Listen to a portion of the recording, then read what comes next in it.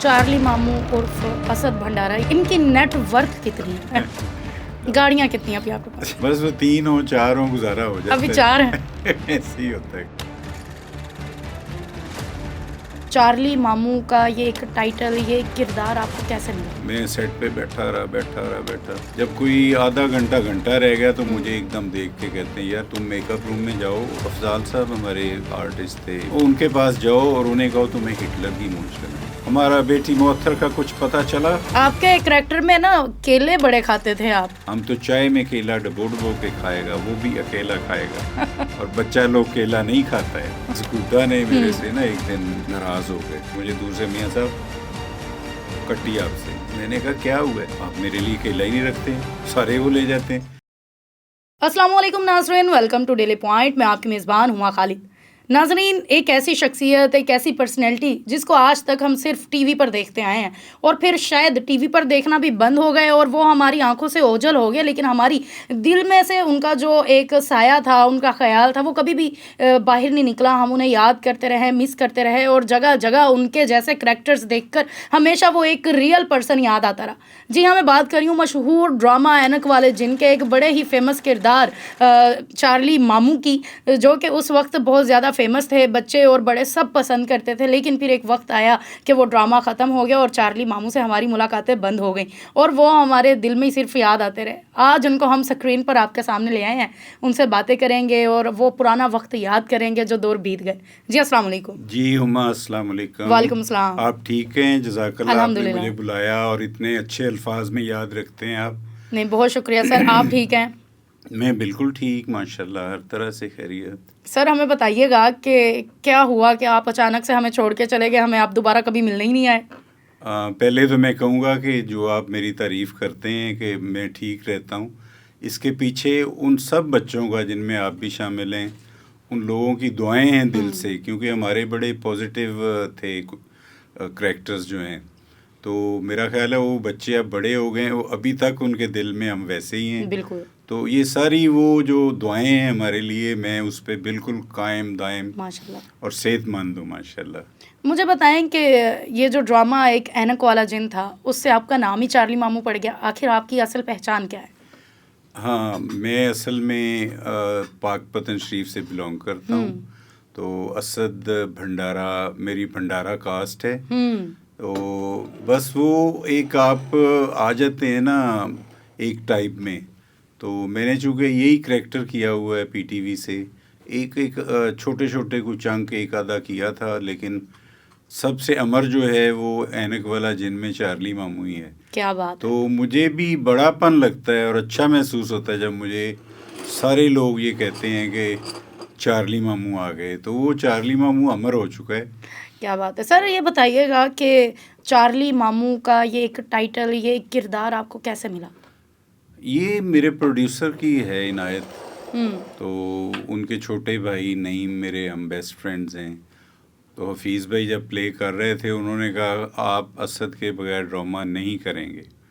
तो शायद वो ऐसा चक्कर चलता है कि कुछ ना कुछ बेहतर होने जा ही रहा होता है ना।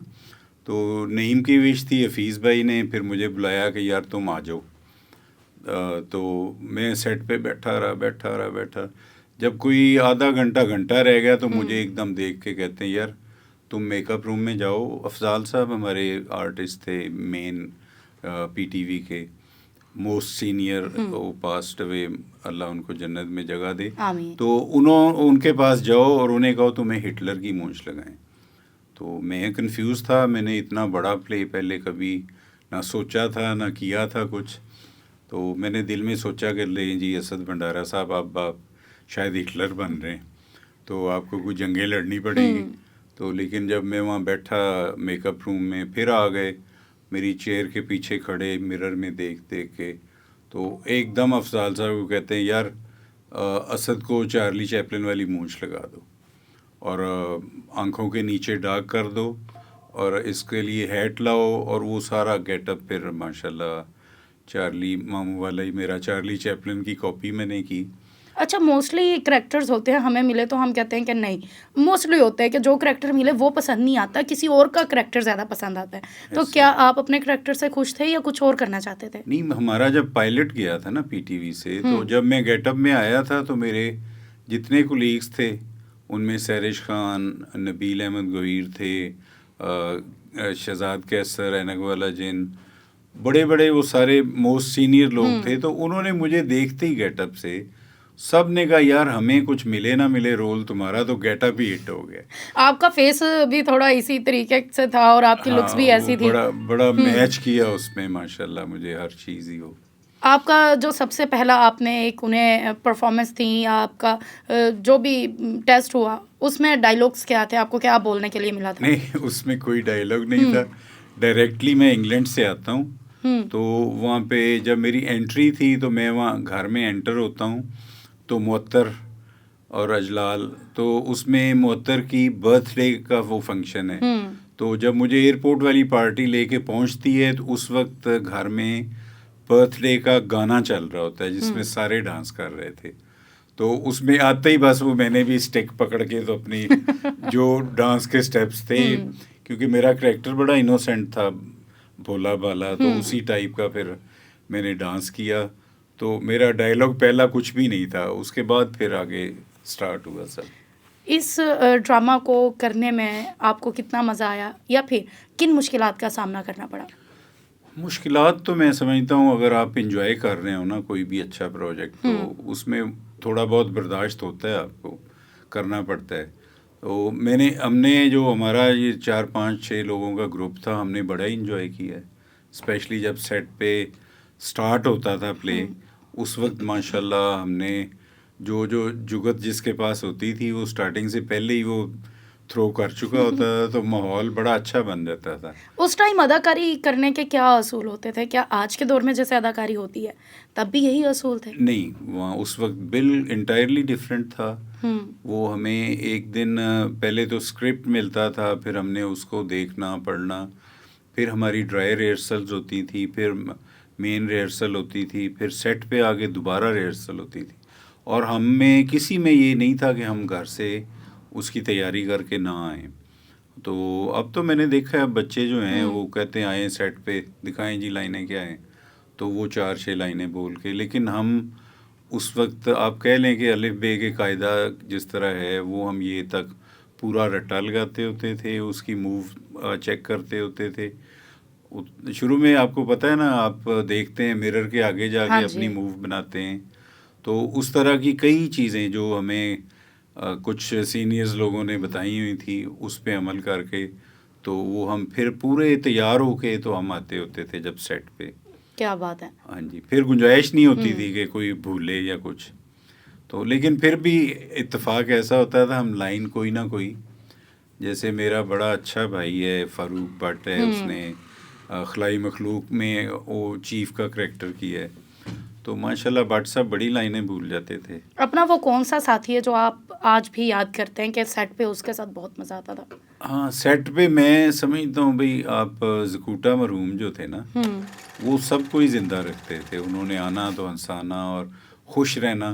तो करैक्टर तो सारे ही मेरे साथ, तो सबकी एसोसिएशन बहुत ही अच्छी थी और हम बिल्कुल ऐसे थे कि जैसे हम सगे बहन भाई हैं। कौन सा एपिसोड बनाते हुए सबसे ज़्यादा मज़ा आया था? बहुत सारे, बहुत सारे। कोई एक वाकया जो आज भी याद है आपको? और जब भी मेरे पे कुछ सीन होता था ना, तो वहाँ पे खाने पीने का इशू ज़्यादा आता था। जैसे कि? जैसे हमारा एक डाइनिंग टेबल पे चरगा आया एक दफ़ा, तो वो मेरे सामने ही आया। उसकी रिक्वायरमेंट थी कि वो मैंने स्टार्ट करना है, तो जो बचेगा थोड़ा बहुत वो मैंने सब में बांटना है। तो अब मेरा तो कोई फॉल्ट नहीं है, मुझे सारे कह रहे हैं असद भाई यार खा ना जाना सारा, हमारे लिए भी छोड़।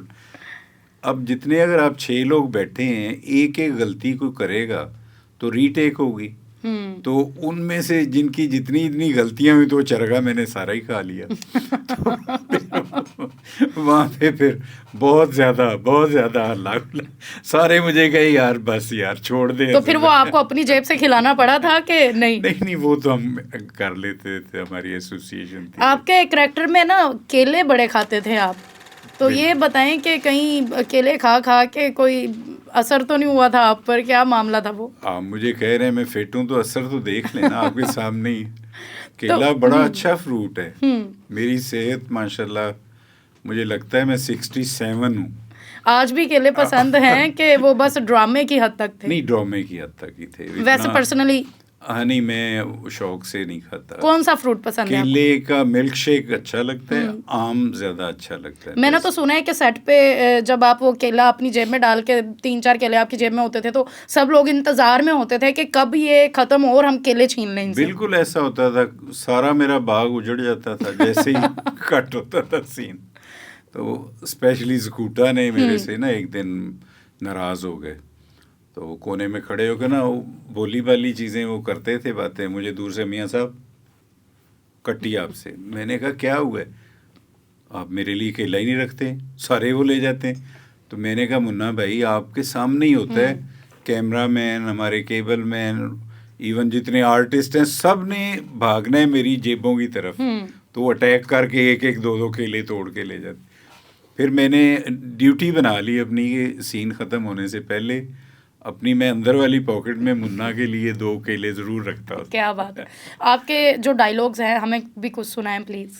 हाँ, मेरा एक टिपिकल सा डायलॉग है वैसे तो। वो वैसे वैसे ही आपने बताना है। हाँ नहीं, वो अक्सर होता था कि हमारी बेटी मोहतर जो है वो अगवा हो जाती थी।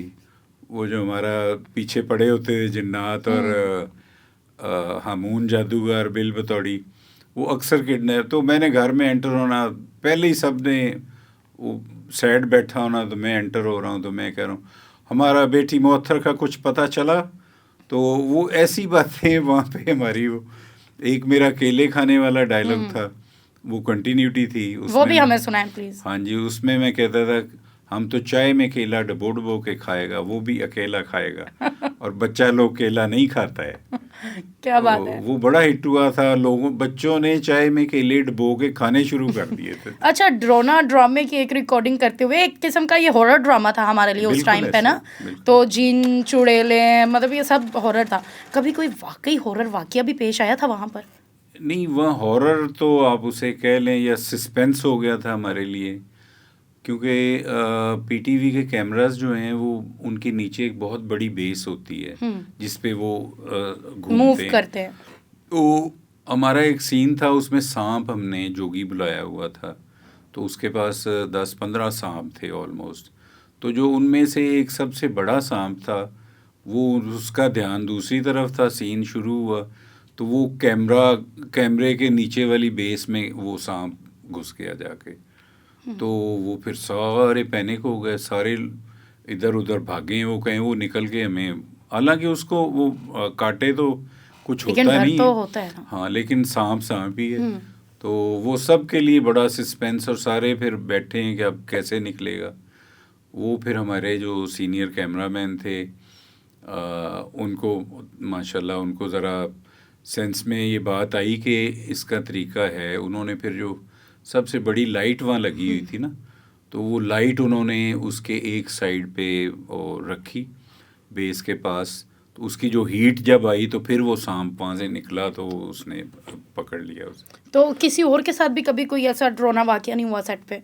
नहीं, ड्रोना वो होते हैं ना, मोस्टली लोग कहते हैं कि जब हम ड्रोने ड्रामों की रिकॉर्डिंग कर रहे होते हैं तो हमारे साथ ये हो गया वो हो गया। नहीं, वो खुद ड्रामे करते हैं क्योंकि वहाँ तो पता होता है, अंडरस्टूड है कि हम तो वैसे कभी आपने रियल लाइफ में जिन देखे?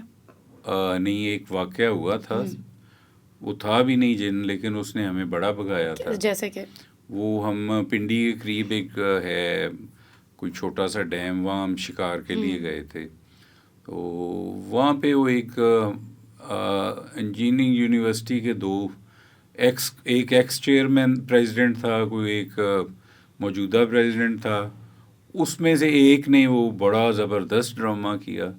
हम जितने 8-10 लोग थे, उसने ऐसे प्रिटेंड किया कि अपने आप को चोटें भी लगवाईं, खून भी निकलवाया, और उसने पूरा वो हमें वहाँ से बिल्कुल ये ज़ाहिर नहीं करवाया कि मेरे में जिन नहीं आया।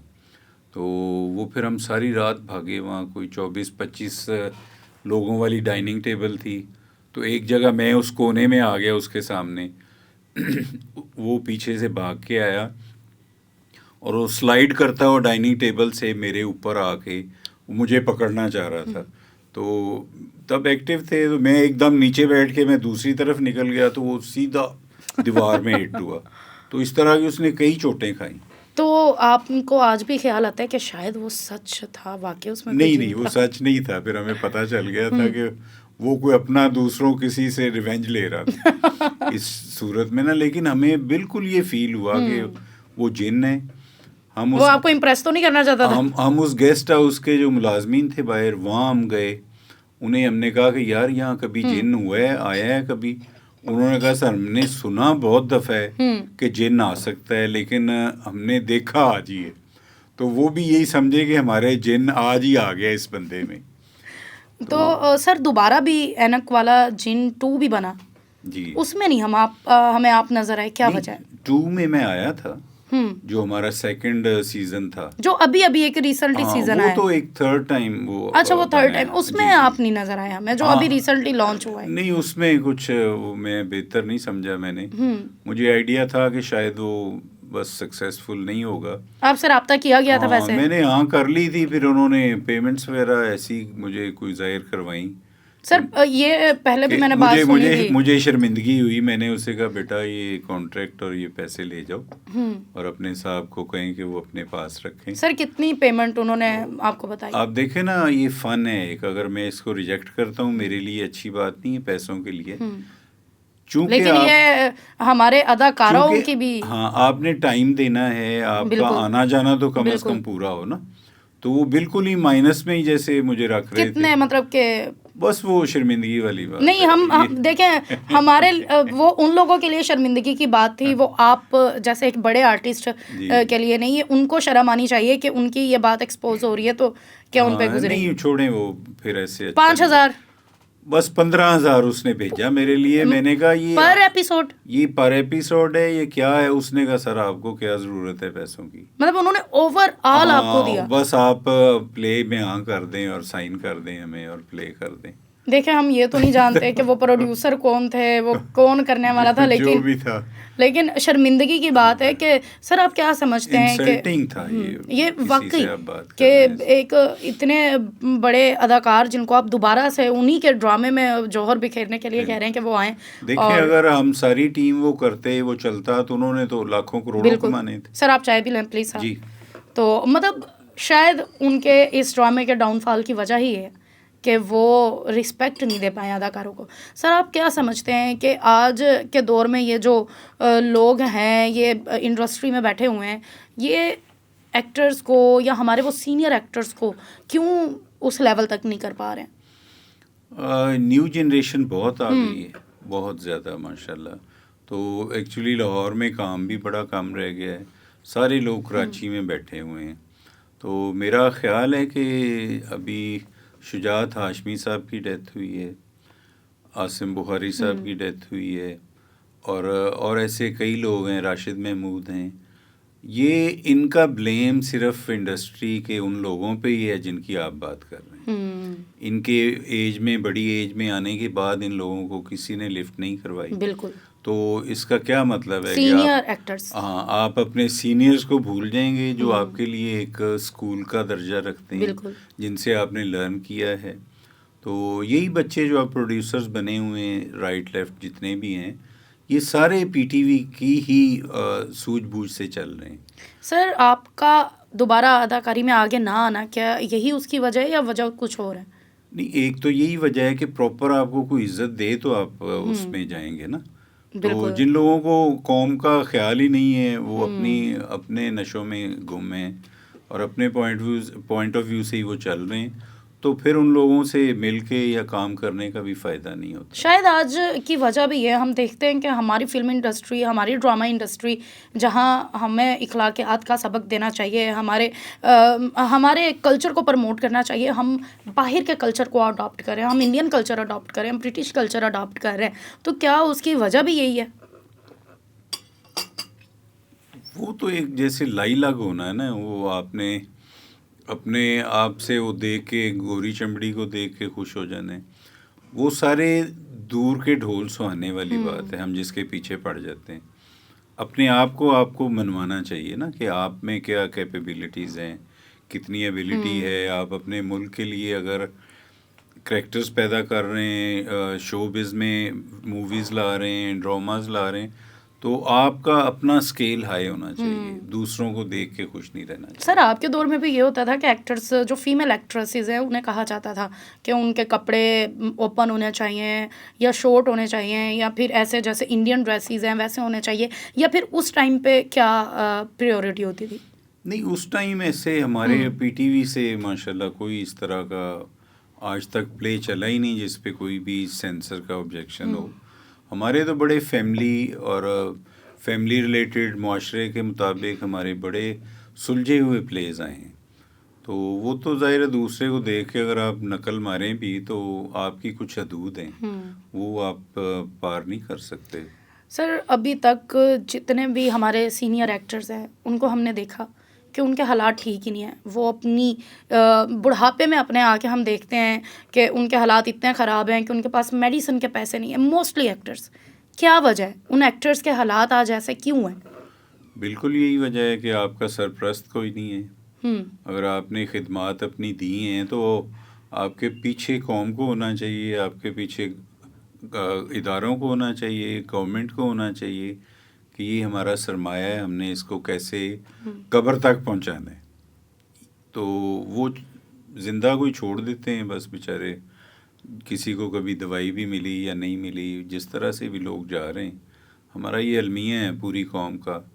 उसके अलावा भी मैं आपसे ना ये थोड़ा अफसोस की बात ही करूँगा, दुख होता है हमारा देहात से लेके पूरे शहरों में, जहाँ आप जिस सोसाइटी में चले जाएं, एक जो ये तलंगबाजी वाला आंसर है और वो जो छोरापन है, आप बच्चे ऐसे होते हैं मोहल्लों में जो मोहल्ले वालों को तंग रखते हैं। बिल्कुल। उसके पीछे भी बड़ी ट्रेजेडी वाली ये बात है कि उन लोगों को हम तालीम ही नहीं दे सके कि वो हमें एक मुआशरा बना के दें जिस मुआशरे में हम जीना चाहते हैं। तो वो तिलंगा बच्चा जब तक पढ़ेगा नहीं, सुधरेगा नहीं, वो घर वालों को एजुकेट नहीं करेगा, उनके तहफ़्ज़ात को नहीं समझेगा, तो पाकिस्तान में यही हशर रहना है। बिल्कुल। चार्ली मामू उर्फ असद भंडारा या असद भंडारा उर्फ चार्ली मामू, इनकी नेट वर्थ कितनी है? बस ये अल्लाह का दिया हुआ है जी सब। वो तो फिर गाड़ियाँ कितनी हैं आपके पास? बस वो तो आपने देखी नहीं, वो मैंने देखी है ना, इन लोगों ने नहीं देखी। ये लोग जानना चाहते हैं। जज़ाकल्लाह, हर तरह से मैं सुखी हूँ जी। नहीं, लेकिन वो बस हम सिर्फ जानना चाहते हैं। वो अल्लाह ताला आपके मालो दौलत में और इजाफा करें। और वाकई ये अच्छी बात है, नहीं बताना ये इनका बड़ापन है कि आज तक इन्होंने अपने किसी इंटरव्यू में अपनी दौलत को जो है वो जाहिर ही नहीं किया कि ये क्या है क्या नहीं है, लेकिन आज पहली दफ़ा मैं इनसे पूछ रही हूँ। देखिए, मैं ज़िम्मेदार बंदा हूँ, तो माशाल्लाह मुझे पेरेंट्स की तरफ से ही सब कुछ मिला। गाड़ियाँ कितनी हैं अभी आपके पास? बस वो 3 हो 4 हो गुजारा हो जाता है। अभी 4 हैं? ऐसे ही होता है। 4 हैं अभी आपके पास? कौन कौन सी हैं? ये हैं, होंडा है, मेरे पास आपको पता है मुझे एक गाड़ी बड़ी फेवरेट है मेरी, प्राडो है मेरे पास। वो मैं दिल से लगा के रखता हूँ। मुझे सारे कहते हैं कि यार इसको, मैं कहता हूँ नहीं, जो मुझे उसमें मज़ा आता है ना, वो काफ़ी अरसे से आपके पास है। बड़ी देर से। वो मुझे लगता है जैसे वो भी शेर है और बीच में मैं बैठा हूँ, मैं भी शेर हूँ। और उसके अलावा? हाँ जी, तो मेरे पास एक बड़ी प्यारी गाड़ी है जिसको मैंने अपने गाँव छोड़ दिया हुआ है, ईंटों पे रुका हुआ है, टायर शायद उठवा के ना। उसका नाम है अल्फा रोमियो। उससे वहाँ क्यों छोड़ा? वो इटालियन गाड़ी है, तो उसके लिए मैं पार्ट्स वगैरह इंग्लैंड से ही लाता था। वो जो लास्ट मैंने फिर वहाँ से मंगवाए तो गोरों ने कहा कि ये गाड़ी आप चलाएं मत, इसको रोक दें, क्योंकि ये इंटीक गाड़ी हो गई है, इसकी वैल्यू उतनी है आप सोच भी नहीं सकते। तो आप जब चलाएंगे तो ज़ाहिर है, हम तो यहाँ लाहौर में निकलें तो माशाल्लाह कोई ना कोई बिल्कुल ठुक्कस हो जाती है गाड़ी में, कुछ ना कुछ। उन्होंने कहा जो भी टूटेगा मिलेगा नहीं, अब आप इसको एज ए इंटीक अपने उधर स्टोर में ही रखें। तो वो फिर मैंने इसी इंटीक, मुझे इंटीक्स का शौक बहुत, क्या बात है, तो वो फिर मैंने उस लेवल पे उसको रोका हुआ है, देखें कब उसको निकाल के फिर मैं। तो वो आप कहाँ, अगर आपको मौका मिले कि उसको आप कहीं पे डेकोर करे रखें तो कहाँ पे रखेंगे? मैं अपने पास ही, ऑब्वियसली अपने पास ही, अपने घर में। चौथी गाड़ी कौन सी है आपके पास? बस छोड़ें आप, छोटी मोटी गाड़ियाँ होती हैं। बता दें आप, छोटी मोटी, हमें भी तो पता लगे। कुछ एमी अटैक हो जाते हैं। फिर भी बता दें, अब इतना बता दिया तो ये भी तो पता लग जाए। नहीं, और मेरे पास समझ ले नहीं है। समझ, बस ये समझाना चाह रहे हैं। घर आपके पास कितने हैं? घर माशाल्लाह एक तो मेरा अपना है जी, एक मेरे बच्चों के पास है सामने, तो कुछ ऐसे रेंट आउट वगैरह कर देते हैं माशाल्लाह। तो सिलसिला चलता रहता है। जज़ाकल्लाह। आपका जो घर है वो तो मैंने भी देखा हुआ है माशाल्लाह, जी। बहुत खूबसूरत है। वो कितना बड़ा घर है, क्या उसकी? हाँ, वो पहले 2 कनाल में था, अब उसका एक साइड वो कनाल वाला मैंने दोबारा रिफर्बिश किया है, सारा माशाल्लाह। रेनोवेट। आपने वो भी देखा है माशाल्लाह। बिल्कुल बिल्कुल तो वो अब मुझे भी खुद बड़ा ही पसंद है, माशाल्लाह जी। क्योंकि जो आए वो माशाल्लाह बड़ी तारीफ़ें होती हैं कि भाई ज़बरदस्त काम किया आपने। तो ये सारा ज़मींदारी का है या फिर इसके अलावा भी कोई साइड बिजनेस भी है नहीं, आपका? बिल्कुल ज़िम्मेदार है जी, सारा ज़िम्मेदारी बिल्कुल है। माशाल्लाह हमारा। ज़िम्मेदार बंदों का तो लाइफ बड़ी डिफ़िकल्ट सी होती है, हार्ड सी होती है। तो आप अपना सारा कुछ कैसे मैनेज करते हैं? अब मैं खुद काश्त नहीं करता, अच्छा। मैंने लीज पे ही दिया होता है, वो जो ठेका आ जाता है जज़ाकल्लाह बहुत हो जाता बच्चे कितने हैं आपके? है। बच्चे मेरी 6 बेटियां माशाल्लाह जी। माशाल्लाह, दे आर ऑल मैरिड, माशाल्लाह। और 16 मेरे नवासी हैं माशाल्लाह भाई माशाल्लाह। 9 नवासे हैं माशाल्लाह। मेरे जितने हैं, मुझसे भी लंबे हैं। क्या बात है। एचिसोनियन हैं 4 माशाल्लाह। माशाल्लाह जी। और वाइफ एक ही है? जी, वाइफ है। अब फिर ठीक है जी, माशाल्लाह माशाल्लाह। तो वाइफ के साथ आपकी लव मैरिज है? हाँ जी, मेरे नहीं, हमारी फैमिली में मेरी शादी हुई। आप कह लें फिर लव तो हो ही जाता है, आप संजीदा हो तो। क्या बात है जी। आप एक अच्छी खूबसूरत ज़िंदगी गुजार रहे हैं, तो जज़ाकल्लाह। वो कौन सा लम्हा आता है कि जब आपकी या आपकी वाइफ की आपस में लड़ाई होती है? नहीं, लड़ाई तो हमारी सुबह उठे शाम तक होती, नहीं वो लेकिन वो ऐसी नहीं होती, वो है भी जरा मजे ये लेते हैं आपस में। कभी फील्ड में हुई है कि आप कहीं बाहर निकले हैं तो कोई लड़की भागी भागी आपके साथ आके चिपक गई और आपकी बीवी कहे वो नहीं है बचती? नहीं नहीं, ऐसा कभी नहीं हुआ। जेलसी तो होती ऐसी होगी। जगह पे मैं लेके ही नहीं जाता। क्या बात है। मुझे बताएं कि आज कल के दौर में लोगों में ना सब्र तहमुल बिल्कुल ख़त्म हो चुका हुआ है। तलाक के जो हैं वो बढ़ चुकी हैं। बिल्कुल। इधर शादी होती है, इधर तलाक, इधर शादी, इधर तलाक, ऐसी ऐसी चीज़ें। बाद में वो सोशल मीडिया की जीनत बनते हैं, हम जैसे देखने वाले उसका मज़ा लेते हैं, चस्के लेते हैं। तो बिल्कुल। एक खूबसूरत ज़िंदगी गुजारने का क्या और एक अच्छा हम सफ़र ढूंढने का क्या तरीका है? ये जो तलाक वाली आप बात करें, ये तो जैसे एक फैशन ही फैशन बन वो। गया। आप देखें, मैंने मेरा ख्याल बहुत सारे यंग कपल्स देखे हैं, आज शादी हुई है, वो आपने 2 माह बाद देखना है। खैर हाँ जी, तलाक का नाम सुन के तो अर्श वाले तो भी वो ऐसे जैसे फैशन के तौर पे करते हैं। तो बस ये इसमें बेटियों के नसीब भी अल्लाह लिखता है, बेशक। तो उसी पे ही डिपेंड करता है, कादिर वही है। हम बड़े अजीबोगरीब माहौल और बड़े अजीबोगरीब दौर में आ गए हैं, जहाँ पे वैल्यूज़ ही कम हो गई हैं। कुछ ये हमारे नेट ने बर्बाद कर दिया है, बिल्कुल वैल्यूज़ को ख़त्म किया उसने, बिल्कुल अच्छा काम नहीं किया। बिल्कुल। तो ये जो सारे अपसेट होते हैं कपल्स, ये इन चीज़ों को देख देख के बस वो स्टेप ले लेते हैं ऐसे। तो मेरा ख्याल है सबसे कामयाब तो वही रिश्ते हैं जो माँ बाप आपके लिए ढूंढें। बेशक। बच्चा एक चाहता है कि मेरी ये राय से जी मुझे ये बड़ा पसंद है, मिसाल दे रहा हूँ, तो कल को माँ बाप भी बेचारे उस पे फिर डिपेंड करते हैं कि भाई तुम्हारी अपनी चॉइस है। लेकिन जब वो चॉइस उल्टी पड़ती है तो फिर वो बच्चियों को मौका नहीं मिलता, जगह नहीं मिलती कि हम किस तरह से माँ बाप का सामना करें। तो लिहाजा जो माँ बाप सोचते हैं उन पे ही छोड़ें। मेरा ख्याल है माँ और बाप से ज़्यादा संजीदा आपसे कोई नहीं हो सकता, तो जो वो करें वो होने दें। सर आपके पास धन दौलत शोहरत सब कुछ है माशाल्लाह, तो कभी आपने कोई ड्रामा बनाने का नहीं सोचा, कोई फिल्म बनाने का नहीं सोचा?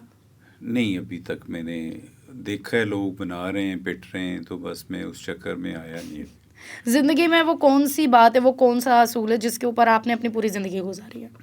बस यही है जी कि अब इतनी बड़ी फैमिली है, मैंने अपनी फैमिली को एज अ पिलर सपोर्ट करना है। आगे आपको पता है बच्चे जब होते हैं उनके आल औलाद कितने मसाइल होते हैं, तो बस मेरा यही मिशन है कि अब मैं बैठा हूँ अपने बच्चों के सर पे, जब तक जिंदा हैं उनके साथ खुश रहें, वो हमारे साथ खुश रहें।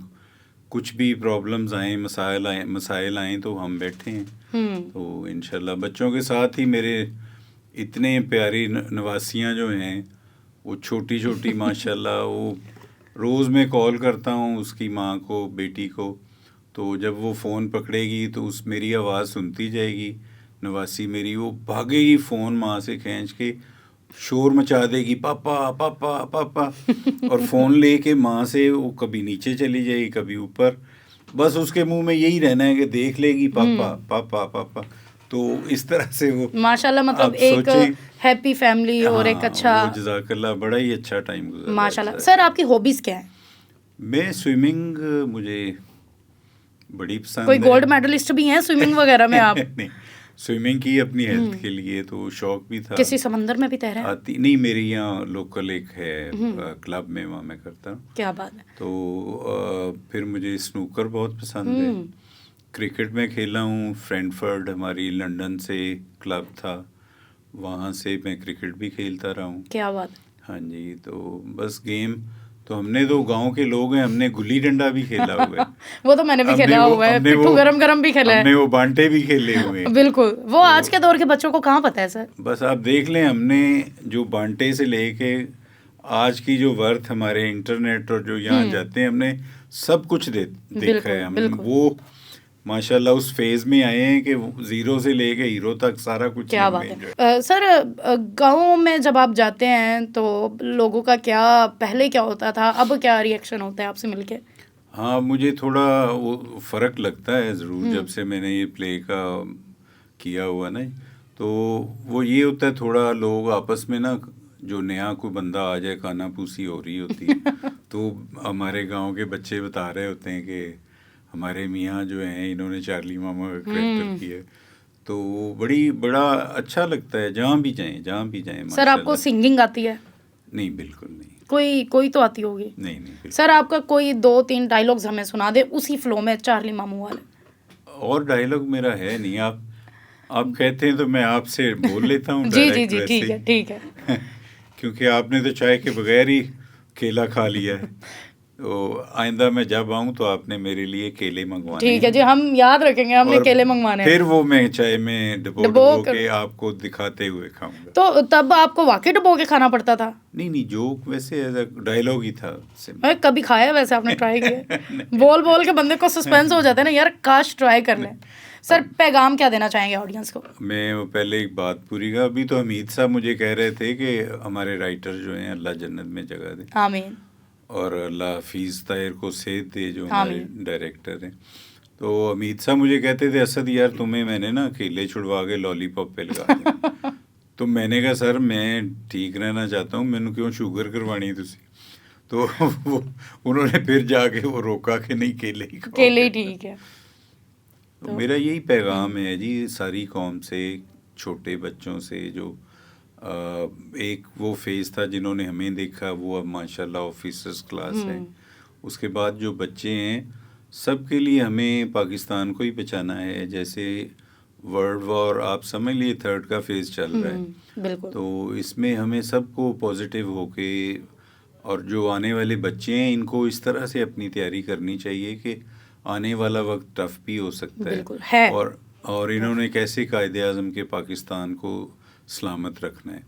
तो अपना हर काम वो करें जिसमें पाकिस्तान की भलाई हो, पाकिस्तान का इमेज अच्छा हो, और बड़ों का अदब करें, बड़ों को ओए करके मत बुलाएं। कल को आपने भी बड़ा होना है, फिर आपको बड़ा सदमा होगा जैसे आपको बच्चे बुलाएंगे। बेशक। तो बस सब्र से रहें और बड़ों की इज़्ज़त करके रहें।